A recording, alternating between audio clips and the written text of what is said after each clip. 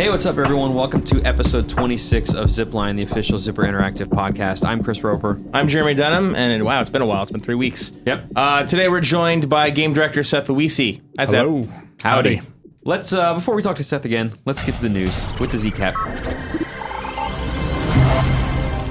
So obviously the big news this week is that we have another patch coming out for MAG 2.10. Comes out next week, and I think it's going to be a good one. We're going to have some fixes for issues that are out there, but we'll also be adding some new functionality to the game. And this is specifically in regards to the game queues, and we think that fans are going to like this fix slash update slash addition. Yeah, we'll just do a little tease and say that it should help with queue times. Yes. That's the goal there. But we'll have the exact details on how it works next week prior to the patch going live, so look for that. We will definitely keep you updated. Right. And now, speaking of MAG, like we did at launch for Escalation, we're having a holiday sale right now. The price has been slashed by 20%, so now in the U.S. store, you can get it for $7.99, down from $9.99. The deal lasts until December 7th, so if you've kind of been, should I get it, should I not? Now is the time to do so. Right. One other last MAG note, as some of you may know, people who purchased the MAG starter kit in its first few hours of availability when it came out were missing the PSN avatars as part of the package. This was actually fixed very quickly, just less than a few hours. But that didn't help the people who didn't get the avatars in the beginning. But the PlayStation Store customer service people are on it, and they will help you if you are missing those starter kit avatars. Just go to the official MAG blog, look for the post that we put up about a week and a half ago. It says MAG Starter Kit Customer Service Help is the title. It's still on the front page. You'll be able to find it, and it'll explain the steps you need to take to get that remedied. So with that, Seth, how you been doing since the last time you were on the show? Wow, busy. Yeah. Very busy. No, a lot going on in the world of SOCOM. Yeah, we're trying to get stuff finished for the holidays so everybody can actually take off for a day or two and go, Yeah, I think a day or two. Yeah, a day or two of being the operative word. It's been 4 months since Seth's been on the show, since August. Yep. And what's interesting about your office is it seems that every week that goes by, you have a new monitor in it. You have more screens in there than the Minority Report. Yeah, I like to keep myself connected. Seriously, we should take a picture of this because there's how many? You have like 5 or 6 screens in there. Counting computer monitors. Like the Merovingian. Okay, 5 counting the computer monitors, yeah. Is that too many? So if you wanted to know good Christmas gifts for Seth, he's always looking for a TV. Yeah. With that, let's get right into some MAG questions here. The first one comes from RS Petrie. He wants to know that now that we're approaching the 1-year anniversary of the game, what are the major lessons that have been learned from creating MAG, and how will Zipper apply this to games in the future? Wow.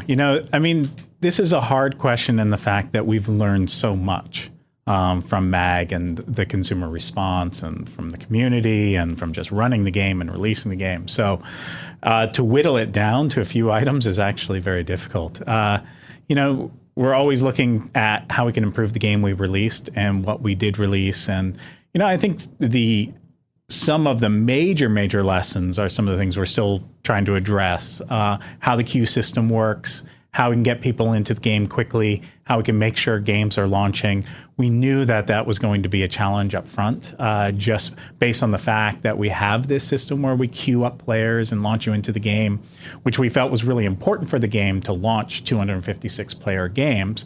At the same time, it's that double-edged sword where now you need a bunch of people before the game will launch. Otherwise games won't launch. But we could easily change the thresholds down, but then you have these huge maps with very few players on it. So, looking at that and how we can address and make the game more flexible to accommodate smaller games as well as larger games, and giving more choice to the player as to what types of games they want to play in, and more flexibility so that they're not having to sit there and wait for a specific game to launch and run, was one of the biggest issues, one of the major learnings.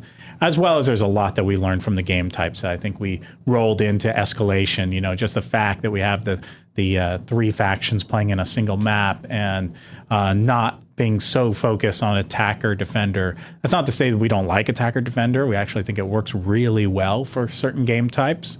But since we had only attacker defender at launch, I think that that was something that we learned was probably not the best for the product as well, to have all the game types revolving around that core mechanic. Variety being key. Variety being key, as well as just the overall game experience you you get with the number of maps and having to defend certain maps. And, again, there's so much that we've learned.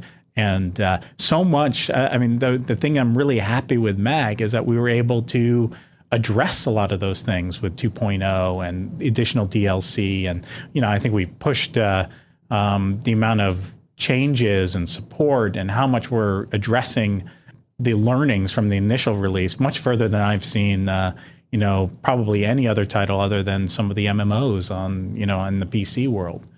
So, we feel very lucky that we were able to learn so much from the release and address those issues post-release. And man, if looking down the line, if we were to make another MAG, we have a lot of things that we would do differently. A lot of things we would keep the same. I'm sure a lot of people who are interested in both MAG and SOCOM, this isn't on the sheets, I'm riffing, would be curious if we've taken any lessons from MAG that you've mentioned, or maybe some that you haven't, and actually applied that to SOCOM, our very next game. Have we managed to take any of those lessons and apply it directly to that? Absolutely. So there's definitely things we learned from MAG and the way some of the systems work. Some of the things that did work in MAG, some of the things that didn't work in MAG that we are applying to SOCOM going forward. Can't get into the specifics, unfortunately, but because it's multiplayer oriented, we're not talking about that obviously yet. MAG's a multiplayer game, so most of that stuff is relevant to the multiplayer portion of SOCOM. Plimco Pilgrim, and I apologize for the last time I said his name. I called him Pimco, though as Clan really seems to like to call him Pimco. Anyway, he wants to know, as MAG's game director, do you have any plans that can shed light on what will be done to increase the overall player counts in MAG? Interesting question, yes. Given what's coming up. Yes, we do. Well, we have this patch going out next week that will have a change in it that we feel will address some of the issues with having the lower player counts. So while it doesn't necessarily address the player counts themselves, it certainly makes getting into the game with fewer numbers of people online simultaneously a better process and something that takes less time and is more friendly to the user. So we wanted to try to get that fix out there as quickly as possible, address the main issues that we're having with having lower player counts now compared to at launch. The other, we are working on another update that should be coming later this year that we hope will allow new players to experience MAG in a new way. So giving, again, extending the reach out to new people that aren't familiar with MAG and being able to get them to experience it. P. Bruds wants to know, what do you think MAG, or where do you think MAG is in its life cycle? Where do I think MAG is in its life cycle? Well, that's, with online games, that's always a difficult one to address. I certainly think that with 2.0, it's kind of reached a level of maturity. Certainly at launch, I would describe it as adolescence, leading up to or the teen years, if you will. Sort of. We learned a lot from the release and a lot of things we addressed with 2.0. But certainly now, we see it as a much more mature title, something that can stand on its own, as a very compelling game, and has a lot more depth to it, and a lot more for players to experience over the long term. So that's probably where I see it as its life cycle. It's hard to see, where things are going to go from here. Again, I know we sound like a broken record, but it always depends on the response that we get from the community. It's the level of feedback we get from the community, and the ongoing support really depends on, how engaged the consumers are with the title. Yeah, and we've made no secret about it, is that it's definitely at a stage now where it's totally dependent on how much support we get from the fans that determines how much further we can take the game. Yes. Knorm1418 wants to know if we can expect anything special on MAG's 1-year anniversary, which is upcoming on January 26th. I don't know. We'll have to see. Maybe. We're looking into possibilities, but...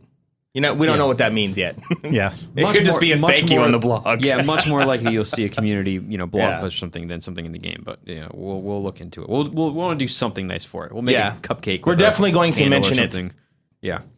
Flagata and several other people want to know, when will the current and still remaining freezing problems be solved in MAG? The past couple of patches cleared some of these problems, but there are still people that are having some occasional freezing problems.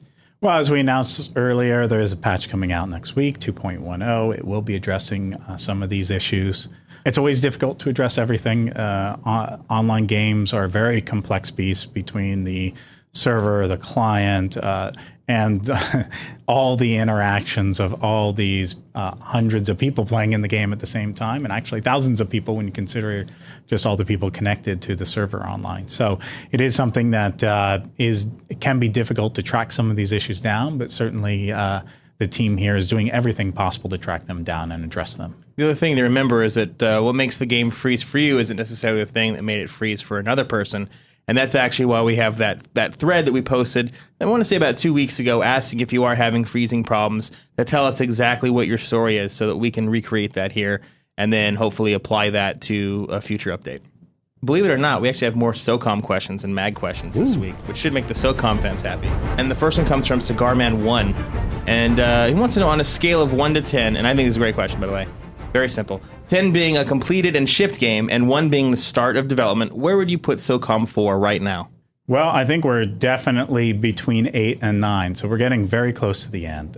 With that being said, obviously we haven't really discussed SOCOM very much for the last, 4 months or so. If not longer than that, with the community. So, there's a lot of catching up that we need to do with the community and with with consumers at large to show where we are now. So, we're getting close to the end, but that is not to say that what you've seen so far is representative of where we are at this point, because it's not. Right. I'm actually really excited to get to that point when we start talking about the game. You can tell that everyone here is. We're getting anxious, and just seeing the progress of the game from last month to now, huge difference. Yes. Huge difference. So I'm really excited to talk about it. Devil Dog 66, in a paraphrased manner, basically wants to know: will Sony and Zipper continue to do SOCOMs after SOCOM 4, no matter what, or does it depend on how well SOCOM 4 does at retail? Do sales matter to whether or not we'll eventually see SOCOM 5 or whatever else might come from the universe?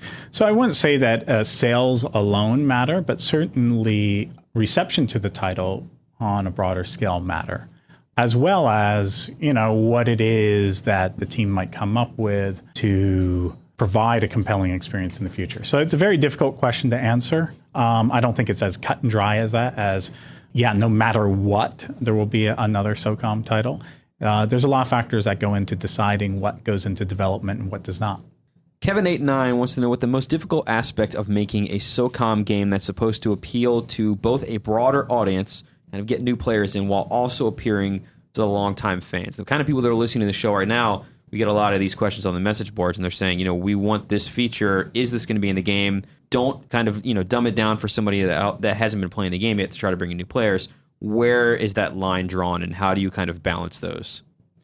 Well, when we're looking at a SOCOM game, we certainly do not want to move away from the core tenets of what the title is. So what makes that game a game? And with SOCOM, it's always been about the team and your teammates, and having team online play is like really at the core of the title.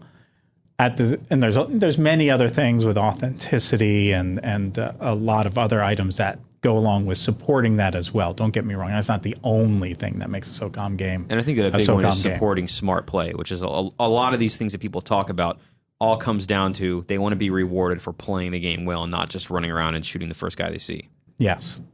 But, we want to make a title that is going to appeal to as many people as possible. Does that mean we're dumbing the game down and making it something for the less intelligent or, less skilled audience? I don't necessarily think so. I think that in many ways are kind of discrediting a lot of people out there.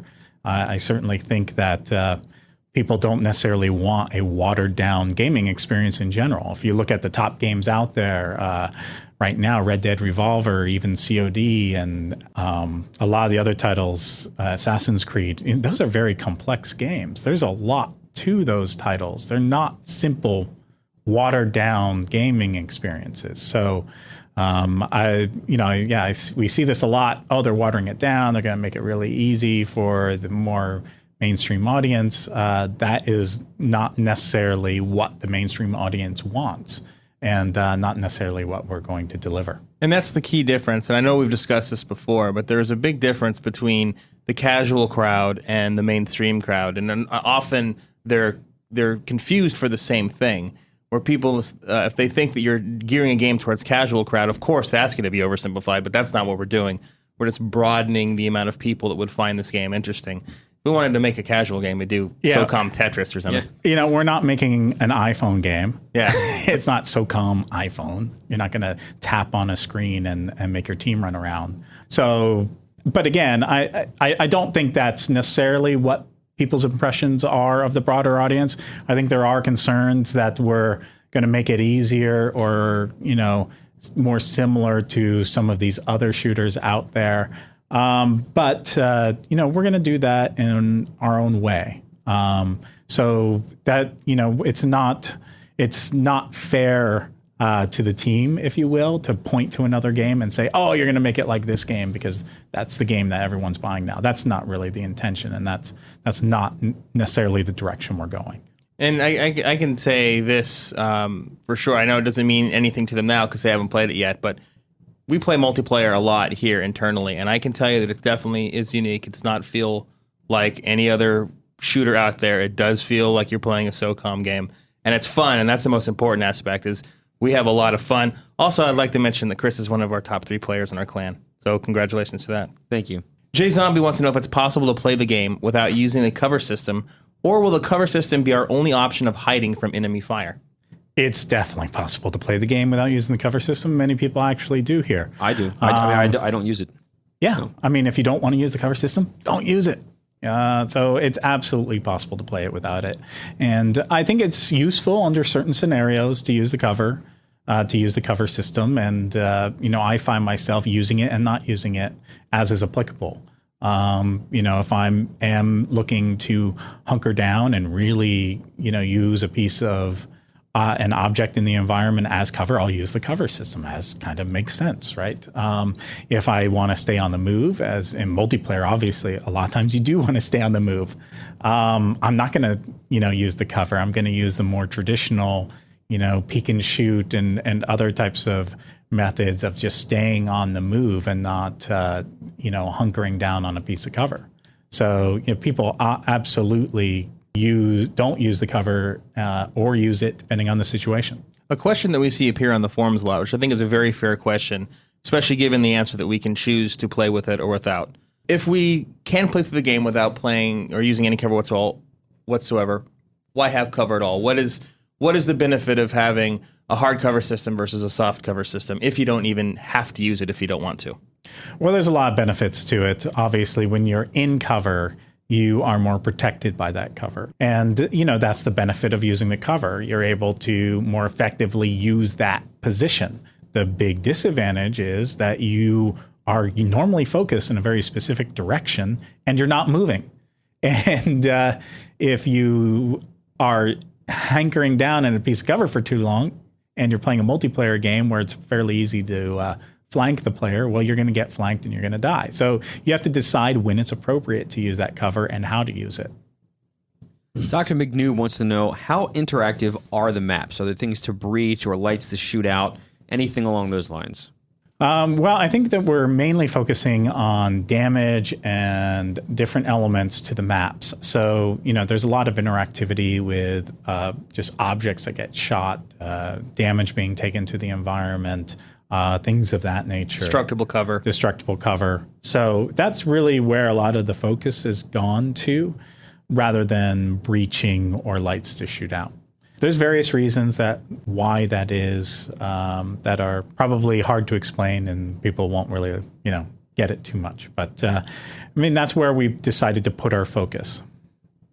Stormalong wants to know if there's any news on whether the guns are real or licensed in SOCOM 4, or if they're fictional names. We try to base our weapons on what the military designation is and what the military uses out there. And so, we don't have any licensed guns. You won't see the real name for it and who the manufacturer is. We don't have any licensed guns. We try to stay true and authentic to what the military uses in the game. But we're unable to use the licensed or the real name of the weapon and the weapon manufacturer, unfortunately. Tiberius213, in rough paraphrase to things, so let's hope that Jeremy did this correctly, says, what features, if any, are still quote-unquote pending? In other words, what sort of things are still being decided on in terms of whether or not they will make it into the game before ship? I would assume not many, considering we're 8 or 9 on the done scale. Yeah, again, this is one of those things that there's not a lot of issues pending right now from our development side, but there's a huge amount of issues and content that the community and consumers at large don't know about. So again, it's there's not a lot pending at this time. We are getting closer to completion, but unfortunately, we haven't been in a position to share a lot of the stuff that's been building up and going into the game for the last 6 months. Yeah, right now it's more about polish and tweaking numbers and fine-tuning stuff rather than saying, hey, I have an idea, let's put in spaceships and then add those, that we're kind of past that part, and now we're in, let's play with things and kind of, make it all shiny. Yes, and we just recently reached that point. So that's one of the main reasons why the release of the title was pushed out, because we wanted to get in a certain number of features and functionality into the game to make sure we're delivering the best game possible. And we just recently reached the point where now we're focused more on polishing the game and the experience and making sure everything's working and functioning correctly as intended, rather than continuing to add a larger number of new features. Blackout Basement wants to know if the controls have changed since E3. Yes. Would you say that they're more in the way that they've changed, the nature they've changed? Because obviously we're not going to go over button by button, but what would you say was the big focus of the change? What is the game more accessible to now than it wasn't versus E3?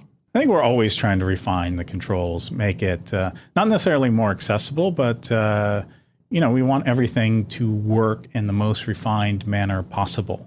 There's been a lot of refinement that have gone into the controls since E3 to just try to make the game play better, make it easier for the user to do certain actions in the game without having to do so many button presses or making some of the things overly complex. Death Awaits wants to know if the trophies will be based on online performance, offline stuff, or a mixture of both. Well, we're not talking about trophies at this point. Yeah. But I think it's fairly safe to say that it's going to be a mixture of both. SOCOM 4 is not an online-only game, so it's not going to be based purely on online.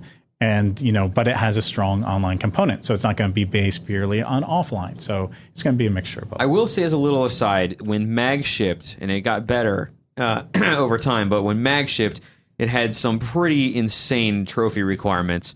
SOCOM is not going to be that insane. Yes. So you don't need to play 1,000 hours to get everything. So, though, if you do play 1,000 hours, kudos to you. Yeah. We did confirm one criteria to get a trophy many months ago, though, and when we said that there is one trophy associated with chickens, but that's all we'll say. Yeah, and that went over really well, didn't it? Yeah, it did. Pepsi Cola, the person, not the actual drink, wants to know if we'll get a weapons list and when. Well, we hope soon. I know the favorite word of people soon. Don't like hearing soon, but yes, we hope soon we'll be able to start talking about the weapons in the game. And again, that's one of the other things we were able to do with the additional time in the title is actually add additional weapons to the game. So we were able to go through and better fill out the armory that we have in the game with some additional goodies there. So. And the last one from this week comes from Tombstone for You. He wants to know what differences can we expect for Abandoned compared to the original version of the map? Well, I can't go into too many specifics with that. I can say that it's going to be graphically updated, so it's going to look better than it did in SOCOM 1 and SOCOM 2. I think that's kind of a given at this point for map and game. And so, a lot of the focus is just going to be on cosmetic changes to the map to make it look better for the PS3.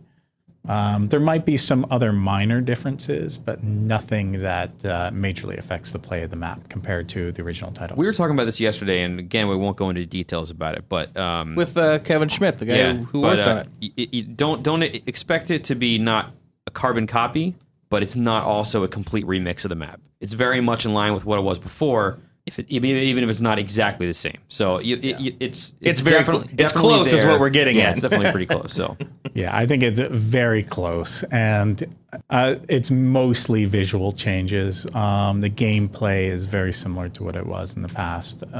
Again, there might be some minor changes to it for gameplay reasons. Now, as Seth alluded to earlier, he's a very busy guy right now, and since we are so close in our progress of the game, we actually don't have as much time as we normally do in terms of these podcasts, because Seth has to run and go to a bunch of meetings. So thank you for coming here. We appreciate it. It's a shorter podcast than usual, but before we go, we wanted to give you a couple of notes, Chris. The first thing is that this is the second to last podcast of the year. The last one will come on December 17th. And what's kind of crazy about that is that show will be, at least in its current form, the last show for how Zipline is now. Starting next year, which I don't know the first day we'll have the show next year, sometime in January, obviously, we're going to kind of retool the show a little bit. And it's kind of we have a pretty good idea of where we're going to take it, but we're at least going to, we decided a week or two ago to sit down, kind of relook at the show and say, what is it that's good and what's bad about it and what can we fix and tighten up. And more importantly, what do you guys want from it? Exactly. So we're going to be making some changes to how it works. So hopefully it'll be more in line with what you guys would ultimately like to hear. And so expect changes to the show coming sometime in January. And we also just wanted to thank everyone for being patient these last however many months that we've been in this blackout period. We do realize that you guys want SOCOM 4 information. You want it now. We're getting there. We're very, very close. We're going to be updating SOCOM.com in the near future, and that is the beginning of what we think is going to be a really big 2011, not only in terms of the amount of information you're going to get next year, but the fact that the game comes out next year and everyone will get to play it for themselves. Yep. And personally speaking, and I think that I speak from just about everybody here, we can't wait for you to actually finally play this thing. Yeah. And with that, as always, you can contact us the ways that we always tell you. If you want to send us an email, you can send it to zipline@zipperint.com. And you can look for the official forum threads on the MAG and SOCOM forums. We'll put up the Q&A threads on the Monday before the next show. A reminder, the next one is the 17th. Where you can submit questions for that week's guest. If you're a social networking sort of a person, you can find us on Twitter @Zipper, or you can find us in two different Facebook locations. You can do a search for Zipper Interactive or SOCOM, and we're the top of both of them, so look for us there. And again, the next show will be December 17th, the last one for the year. And I guess that brings us to the end. Seth, thank you for coming on again. No problem. One other thing I want to mention about the December 17th show, that will be a show in which we also address the other thing that Seth was talking about earlier, our other attempt to address player accounts and how new players can experience MAG in a new way. So that should be a good one for MAG fans. Yep. But until then, happy Hanukkah. It started this week. Oh, yeah. And see you next time.